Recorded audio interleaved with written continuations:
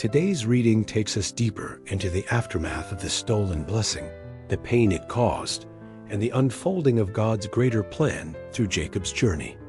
We'll be reading from Genesis 27 minutes and 35 seconds to 29 minutes and 17 seconds, where we witness Esau's heartbreak, Jacob's escape, a divine dream, and the moment he meets Rachel, a meeting that changes his life forever.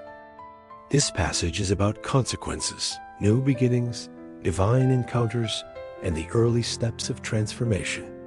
If you've ever felt like your mistakes were too big or your past too messy, this message is for you. Let's read together from the King James Version, KJV. Genesis 27 minutes and 35 seconds to 29 minutes and 17 seconds, KJV. And he said, Thy brother came with subtlety, and hath taken away thy blessing. And he said, Is not he rightly named Jacob? For he hath supplanted me these 2 times. He took away my birthright. And behold, now he hath taken away my blessing. And he said, Hast thou not reserved a blessing for me? And Isaac answered and said unto Esau, Behold, I have made him thy lord, and all his brethren have I given to him for servants. And with corn and wine have I sustained him. And what shall I do now unto thee, my son? And Esau said unto his father, Hast thou but one blessing, my father? Bless me, even me also, O my father. And Esau lifted up his voice and wept. And Isaac his father answered and said unto him, Behold, thy dwelling shall be the fatness of the earth, and of the dew of heaven from above. And by thy sword shalt thou live, and shalt serve thy brother. And it shall come to pass, when thou shalt have the dominion, that thou shalt break his yoke from off thy neck. And Esau hated Jacob, because of the blessing wherewith his father blessed him. And Esau said in his heart, The days of mourning for my father are at hand. Then will I slay my brother Jacob. And these words of Esau, her elder son, were told to Rebekah. And she sent and called Jacob her younger son, and said unto him, Behold, thy brother Esau, as touching thee, doth comfort himself, purposing to kill thee. Now therefore, my son, obey my voice. Arise, flee thou to Laban my brother, to Haran, and tarry with him a few days, until thy brother's fury turn away, until thy brother's anger turn away from thee, and he forget that which thou hast done to him. Then I will send, and fetch thee from thence. Why should I be deprived also of you both? And Rebekah said to Isaac, I am weary of my life, because of the daughters of Het. If Jacob take a wife of the daughters of Het, such as these which are of the daughters of the land, what good shall my life do me? And Isaac called Jacob, and blessed him, and charged him, and said unto him, Thou shalt not take a wife of the daughters of Canaan. Arise, go to Padanaram, to the house of Bethuel thy mother's father, and take thee a wife from thence of the daughters of Laban.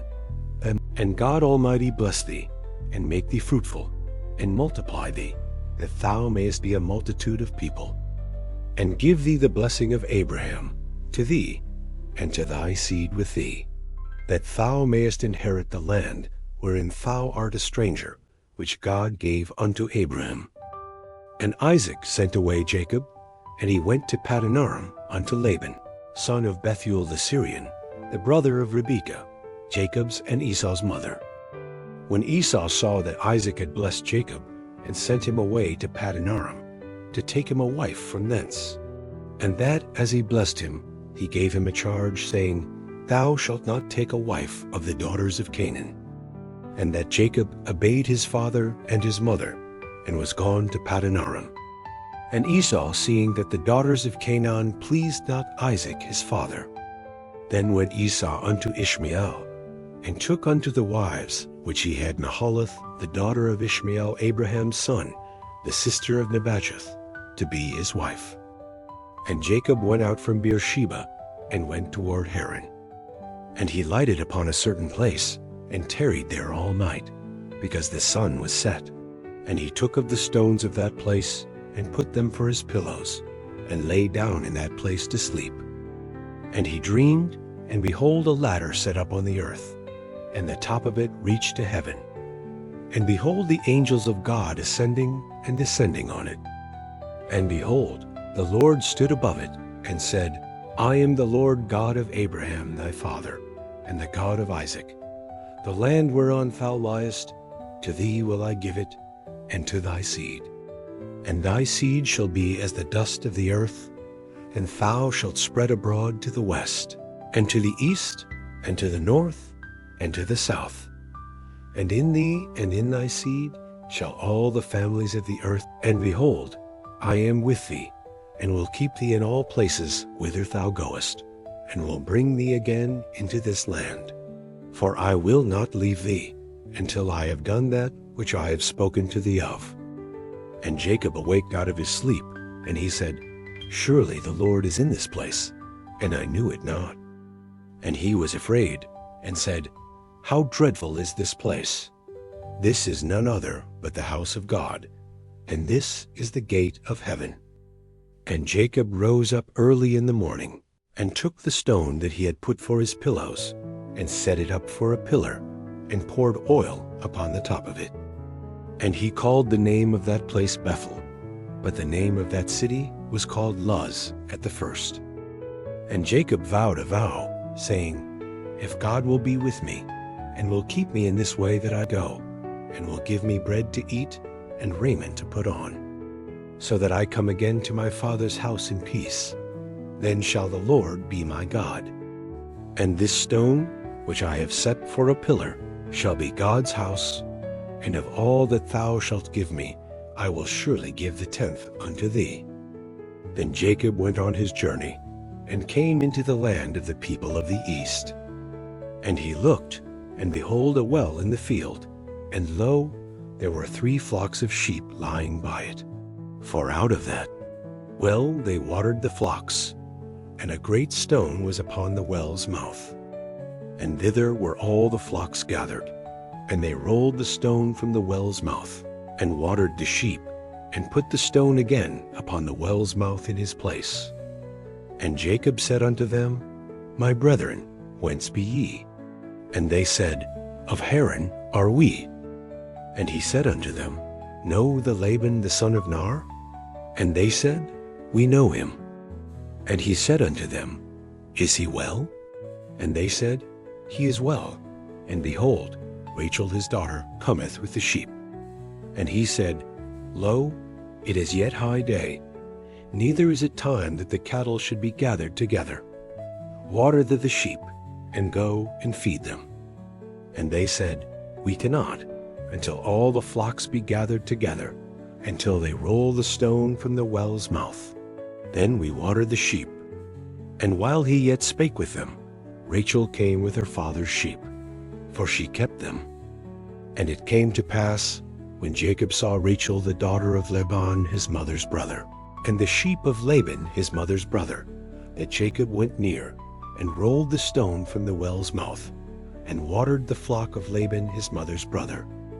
And Jacob kissed Rachel, and lifted up his voice, and wept. And Jacob told Rachel that he was her father's brother, and that he was Rebekah's son. And she ran and told her father.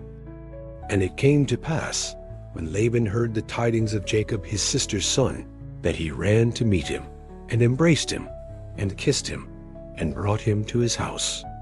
And he told Laban all these things. And Laban said to him, Surely thou art my bone and my flesh. And he abode with him the space of a month. And Laban had 2 daughters. The name of the elder was Leah, and the name of the younger was Rachel. Leah was tender-eyed, but Rachel was beautiful and well-favored. This passage is rich with emotion, consequence, and divine encounter. We see the real pain caused by deception, the weight of blessing, the beginning of Jacob's personal walk with God, and the first glimpse of the love story that will shape the next chapter of Israel's history. Through heartbreak, escape, dreams, and new beginnings, God remains present.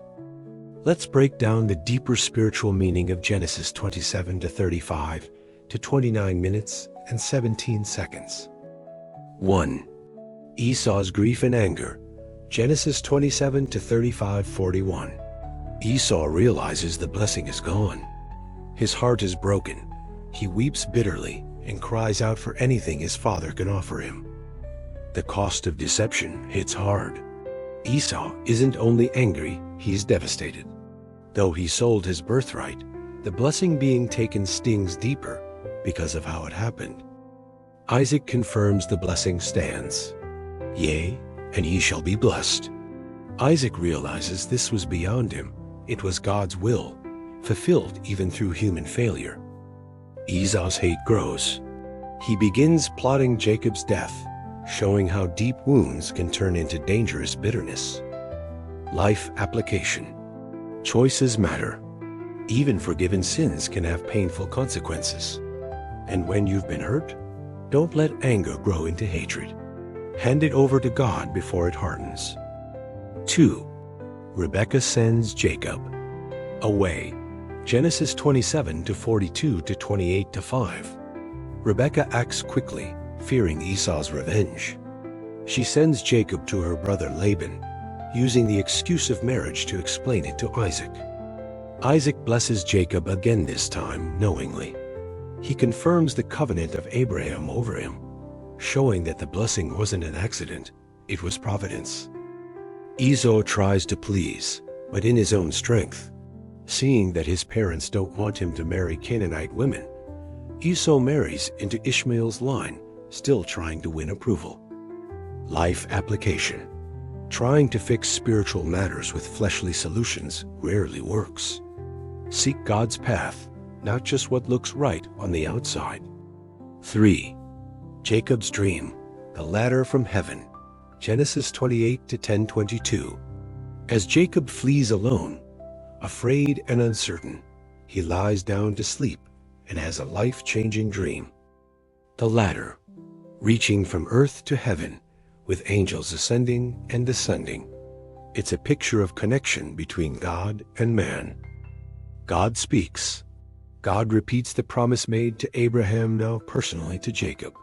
He assures him, I am with thee. I will not leave thee. Jacob wakes up changed. He realizes, surely the Lord is in this place, and I knew it not. He names it Bethel, house of God, and vows that if God protects and provides, he will serve him. Life application. Sometimes it's in our loneliest moments, when we feel like we're running, that God shows up in the most personal way. He's always been there. We just didn't see it yet. Jacob meets Rachel. Genesis 29 to 117. After the divine encounter, Jacob reaches Haran and meets shepherds at a well. There, he sees Rachel for the first time and is moved to tears. The moment is powerful. Jacob rolls away the stone himself, something that usually took several men, waters the flock, and weeps upon meeting her. Rachel's beauty and Jacob's passion. This begins one of the Bible's most well-known love stories. But it's not just about romance, it's about purpose and destiny being woven together. Life application. When God leads your steps, he leads you to the right people, the right place, and the right time. But before Rachel came, Jacob had to encounter God. Transformation always comes before promise. Key spiritual lessons. Sin has consequences, even when God still uses us. Bitterness left unchecked becomes dangerous. Forgiveness is not optional, it's life-saving. God's promises aren't changed by our mistakes. He reaffirms them even when we feel unworthy. Divine encounters often come during hardship. God meets us when we least expect it, but most need it. God prepares the people and places ahead of you, but only after he prepares your heart. This part of Jacob's journey teaches us that even when we run, God runs with us not to punish, but to bless, restore, and set us on the right path. Thank you for joining us for this powerful journey through one of the most emotional and spiritually rich passages in Genesis. From Esau's heartbreak to Jacob's escape, From a dream of heaven to the beginning of a love story, we've seen how God continues to guide, restore, and prepare His people even in the middle of their mistakes and messes. If this message touched your heart, we warmly invite you to subscribe to our YouTube channel. You'll find more deep Bible studies, powerful prayers, and weekly encouragements to help you grow in faith and draw closer to God. Don't forget to hit the notification bell so you never miss what's coming next. If you need prayer, whether it's for healing, direction, or your family, we'd be honored to stand with you. Drop us a message or leave a comment so we can lift you up in prayer personally. All Bible verses used in this video are quoted from the King James Version, KJV, which is in the public domain and freely available for use. Our commentary, explanations, and additional content provided are original and intended for educational, inspirational, and devotional purposes. Please note, all interpretations, explanations, and commentary reflect exclusively our channel's perspective. Even when the journey feels uncertain, God is already at work ahead of you, behind you, and within you. Trust Him, He's not done writing your story.